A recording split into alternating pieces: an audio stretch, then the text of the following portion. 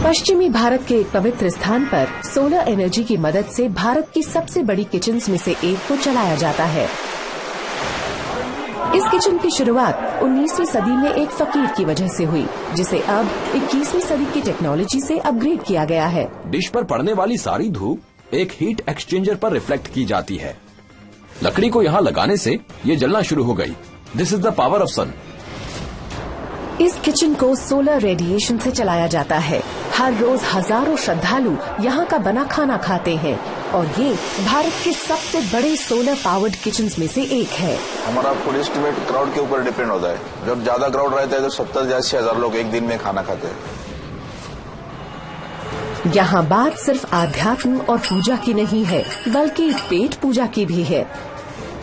ये है mega kitchen Shri Sai प्रसादालय का। धरती पर सूरज की धूप की कोई कमी नहीं है। ऊर्जा से भरी किरणें सूरज से करीब 15 करोड़ किलोमीटर दूर धरती तक आती हैं, जो बहुत बड़ी मात्रा में एनर्जी का स्रोत है। ये मात्रा कुदरत के सभी जीव जंतुओं और पेड़ पौधों के लिए काफी ज्यादा है। अब क्योंकि ये अधिक मात्रा में उपलब्ध है, तो इससे हमारी आज की आधुनिक जरूरतों को पूरा किया जा सकता है। ट्रॉपिकल इलाके में होने से और अच्छी धूप के कारण भारत इस कुदरती ऊर्जा का पूरा फायदा उठा सकता है, खासकर उन जगहों पर जो उसके इक्वेटोरियल जोन में आती हैं। ट्रॉपिक ऑफ कैंसर के दक्षिण की ओर है शिरडी, जो महाराष्ट्र में स्थित है। लेकिन इसकी शोहरत की असली वजह ये नहीं है।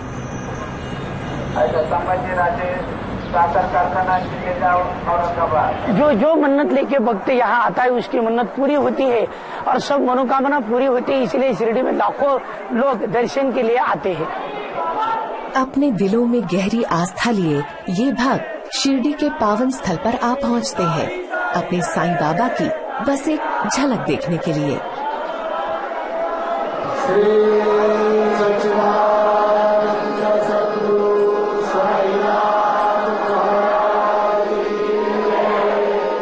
बाबा 19वीं सदी के एक चमत्कारी महापुरुष थे और उनके करोड़ों भक्त उन्हें यहाँ का संत मानते हैं। बाबा जब शिरडी क्षेत्र में आए तो फकीर वेश में आए थे। ना उनका माँ और पिताजी का पता है, न जात पात, न कोई ही मालूम नहीं किसी को, और बाबा ने बताया भी नहीं है। आज शिरडी में साईं बाबा के मंदिर के द्वार पर उनके भक्त न सिर्फ भारत के कोने कोने से बल्कि दुनिया भर से आते हैं। हम लोग हैदराबाद से आए हैं। मैं मुंबई से आया। मैं चेन्नई से आ रहा हूँ। हम पुणे से आए हैं। दिसंबर के पहले हफ्ते में हम शिरडी में होंगे। हम करीब 300-400 मेंबर्स इकट्ठा होकर यहाँ पर आ जाते हैं। मुझे आते हुए यहाँ लगभग 30 साल हो गए और ये सब साईं बाबा में श्रद्धा ही है जो मुझे यहाँ पर खींच लाती है। कई लोग साईं बाबा को चमत्कारी महापुरुष मानते हैं और कई लोगों के लिए बाबा के उपदेशों में इंसानों को दान देने के उनके संदेश की अहमियत है।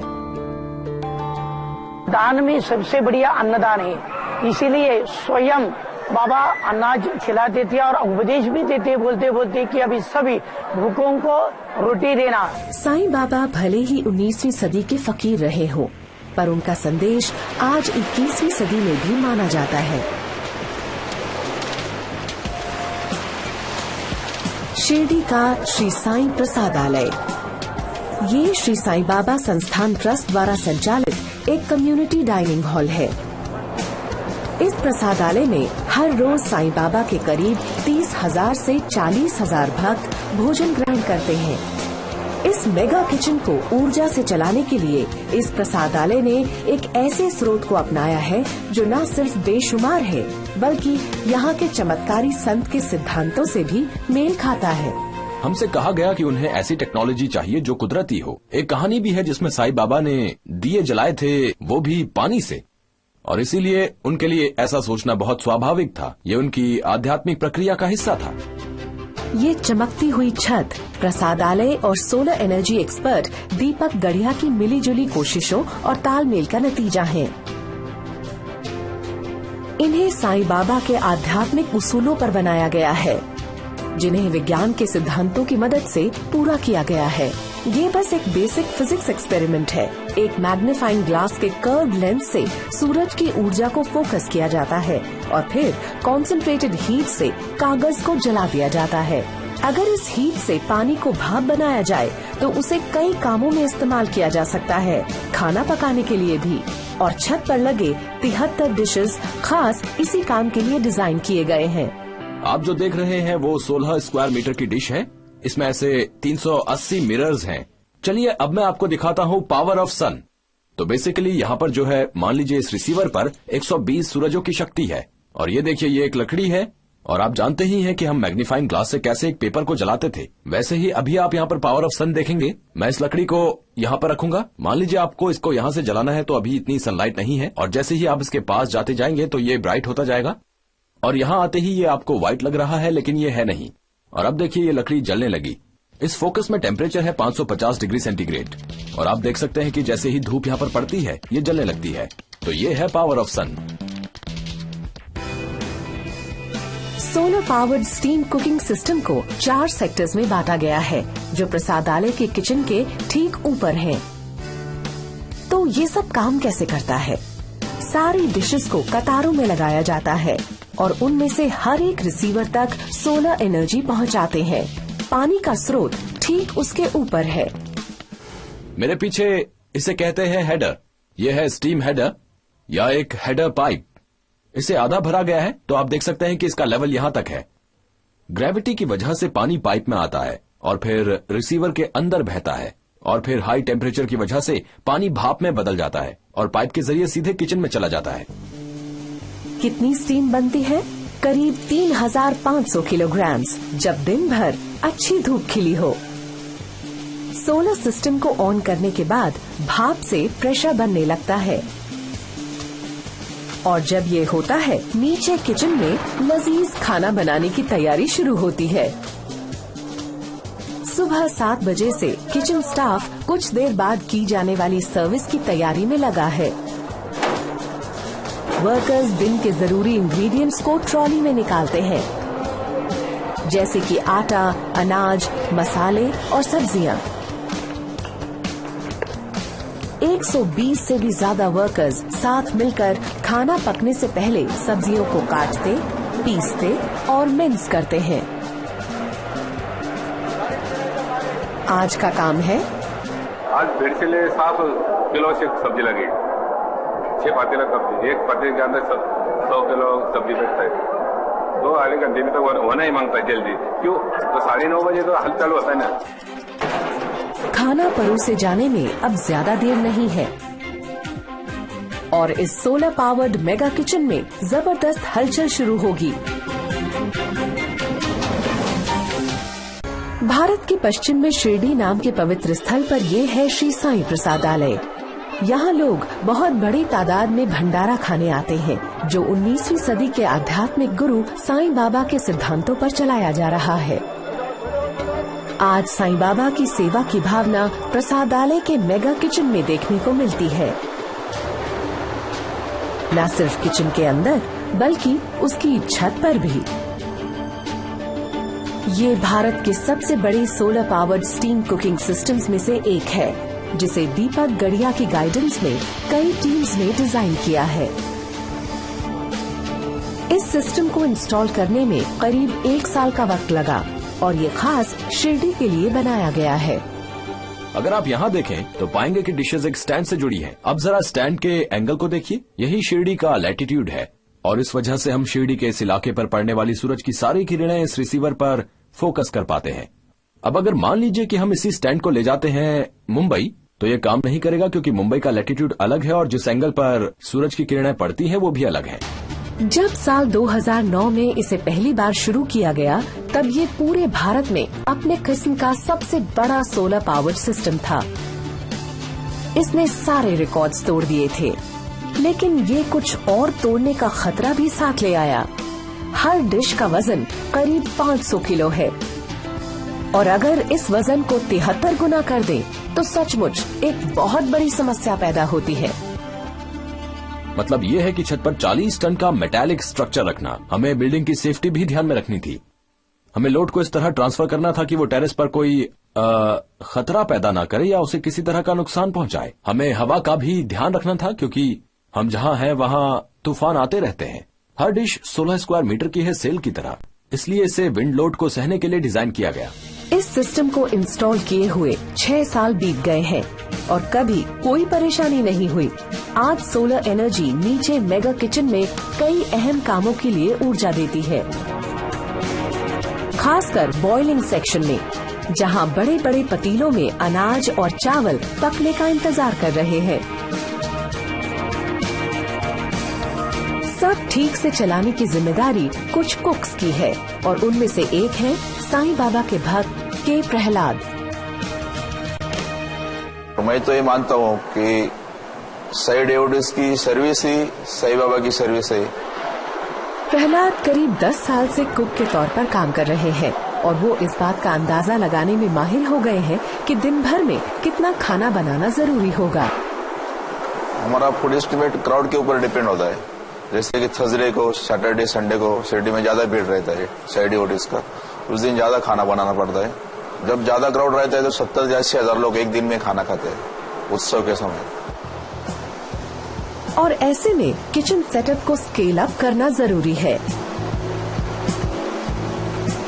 फ्लोर पर 6 बड़े पतीले हैं जिनमें करीब 100 किलो सब्जियां पकाई जा सकती हैं।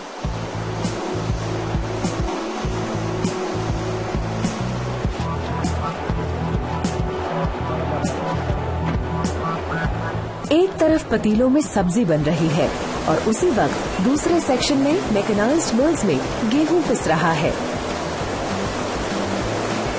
ऐसा साईं बाबा की याद में किया जाता है क्योंकि कहते हैं कि वो गेहूं पीसते हुए चमत्कार करते थे।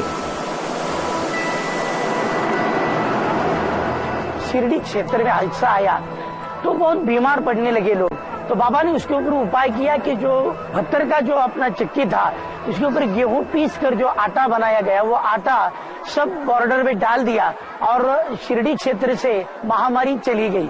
और वहीं बाबा ने बहुत बड़ा पहला चमत्कार किया। तर्कवादियों ने ये बताया कि बाबा जब गेहूं डालते थे और पीसते थे तो यही तरीका है कि भक्तों के जो पाप हैं, भक्तों के दुख है, वो दूर भगाने के लिए उनके पाप भरण कर वो बाहर फेंक देते थे।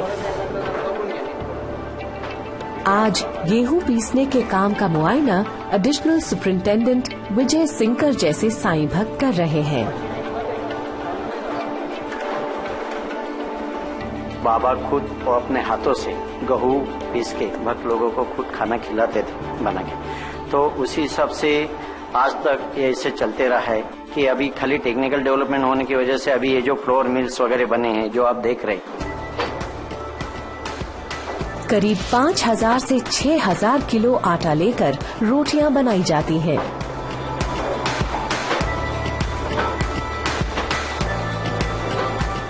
इस मशीन की रोटी बनाने की जो कैपेसिटी वो 1 घंटे के अंदर 2000 रोटी बनती है।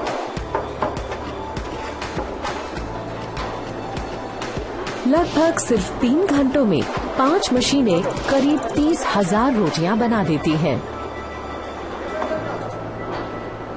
किचन में सभी बिल्कुल व्यस्त हैं क्योंकि कुछ ही देर में बड़ी तादाद में लोग प्रसाद खाने आएंगे।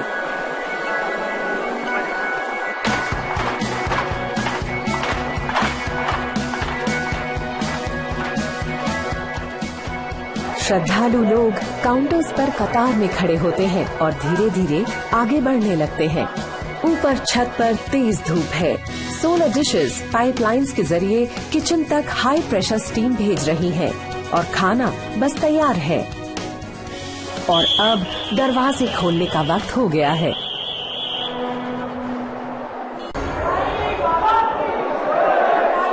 भारत में शिरडी साईं बाबा के भक्तों के लिए सबसे बड़े तीर्थ स्थानों में से एक है। साईं बाबा 19वीं सदी के फकीर थे जिनके करोड़ों भक्त हैं। मैं भोपाल मध्य प्रदेश से आया हूँ सपरिवार। हर साल तो एक बार तो निश्चित तौर पे आते हैं और कभी कभी 2 बार भी आ जाते हैं और मन में लालसा रखते हैं। जब हमने लालसा रखी है, बाबा ने हमारी लालसा पूरी की है। साईं बाबा अन्नदान में विश्वास रखते थे, इसीलिए वो हमेशा जरूरतमंदों को और श्रद्धापूर्ण लोगों को खाना खिलाने की सीख देते थे। और ये प्रथा आज भी श्री साईं प्रसादालय में जारी है, जिसके किचन्स में औसतन हर रोज करीब 40,000 श्रद्धालुओं के लिए खाना बनता है। यहाँ जो खाते हैं उसका एक स्वाद जो है वो अलग टाइप का टेस्ट आता है और बड़ा अच्छे से पेट मतलब पूरा भर जाता है, अच्छा लगता है, काफी अच्छा एहसास लगता है। आप ये जाएंगे खाना खाने, बिल्कुल जाएंगे, सब परिवार जाएंगे। ऐसे विजिटर्स के लिए तैयार रहते हुए प्रसादालय का किचन सुबह 7 बजे से ही खाना पकाने की तैयारी कर रहा है।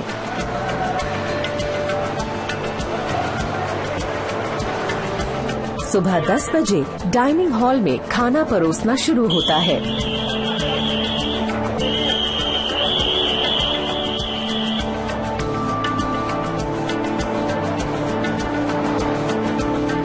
यहाँ की जो भक्त लोगों के बैठने की कैपेसिटी वो एक टाइम में 3,600 लोग बैठ के प्रसाद भोजन का लाभ ले सकते हैं और इसमें एक दिन में कम से कम 35,000 से 40,000 तक भक्त लोग प्रसाद भोजन का लाभ लेते हैं। फेस्टिवल ओकेजन्स में कम से कम उनकी संख्या 80,000 से 1 लाख तक होती है। एक इंसान के लिए सिर्फ 5 से 10 रुपयों की कीमत पर भक्तों के लिए ये खाना बेशकीमती है।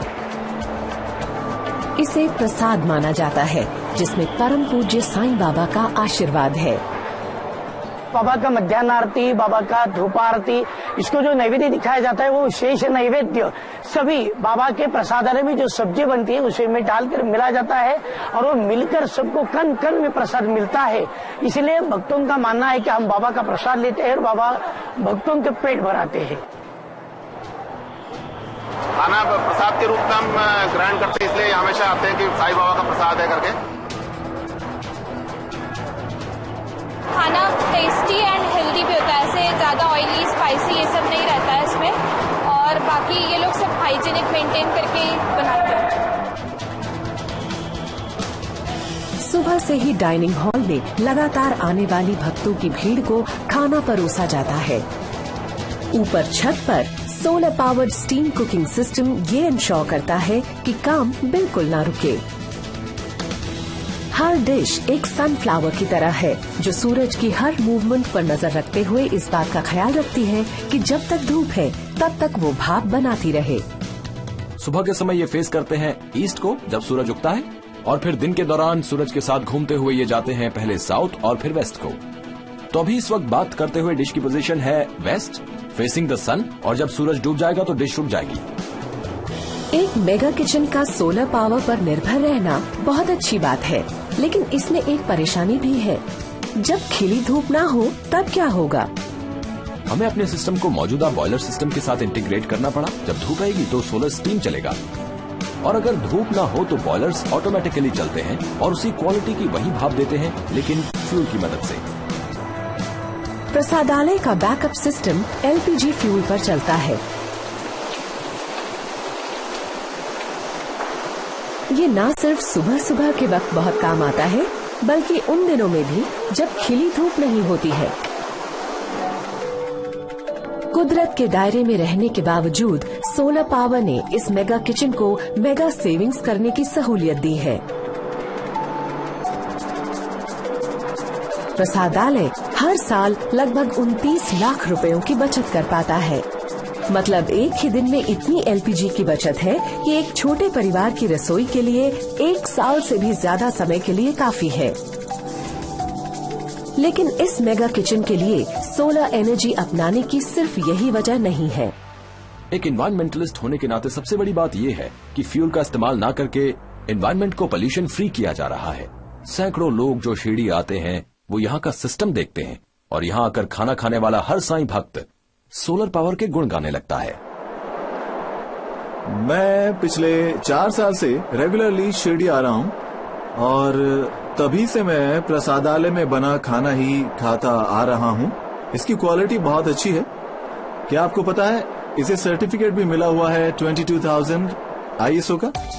हर गुजरते साल के साथ शिरडी के श्री साईं प्रसादालय में आने वाले भक्तों की तादाद लगातार बढ़ती जा रही है, और पूरी तरह सोलर होने के सिर्फ 6 साल के बाद अब इसकी क्षमता बढ़ाने की बात हो रही है। ये जो किचन है ये हमें और अपूरा पड़ सकता है।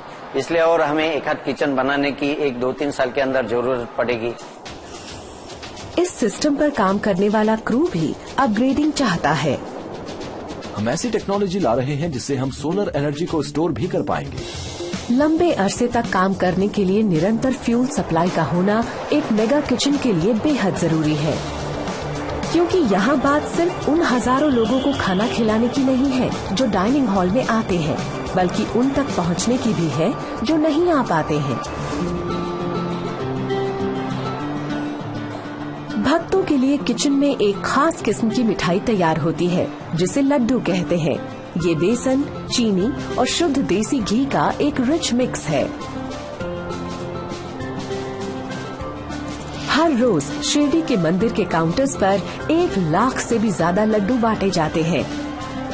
इन्हें दिव्य प्रसाद के तौर पर खाया जाता है। अब श्रद्धालु चाहे खाना प्रसादालय के बाहर खाएं या फिर अंदर, किचन की यही कोशिश रहती है कि वो साईं बाबा के अन्नदान के उपदेश को पूरी तरह निभाए। अच्छा खाना उसका सेवन जब भक्त लोग करते हैं तो जाते समय कम से कम आशीर्वाद तो ऐसा देके जाते हैं, उनके चेहरे के अंदर जो प्रसन्नता दिखती है वो बहुत अलग होती है। और इसीलिए प्रसादालय के पतीले तब तक खाना पकाते रहेंगे और उसकी डिशेस तब तक घूमती रहेंगी जब तक साईं बाबा के भक्तों के दिलों में उनके प्रति आस्था का दिया जलता रहेगा।